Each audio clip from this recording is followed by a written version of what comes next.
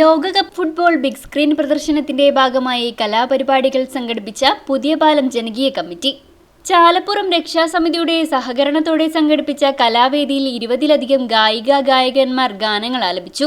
കലാവേദി chairman Suresh C Nair തുടങ്ങി രജിത പ്രശോഭ്, നാരായണസ്വാമി, സിനിത, വിനീത, പ്രശോഭ്, സ്വാതി രാവ്, രാധിക റാവു, പ്രിയ റാവു, മണികണ്ഠൻ, വീരരാഘവൻ, സജീവ്, ജ്യോതി, ബബ്ലു, സുരേഷ്, സാവിത്രി, പുഷ്പലത എന്നിവർ ഗാനങ്ങൾ ആലപിച്ചു. കഴിഞ്ഞ 17 വർഷമായി ചാലപ്പുറം കേന്ദ്രീകരിച്ച് പ്രവർത്തിച്ചു വരുന്ന ചാലപ്പുറം രക്ഷാസമിതിയിലെ കലാകാരന്മാരുടെ സംഘടനയാണ് കലാവേദി.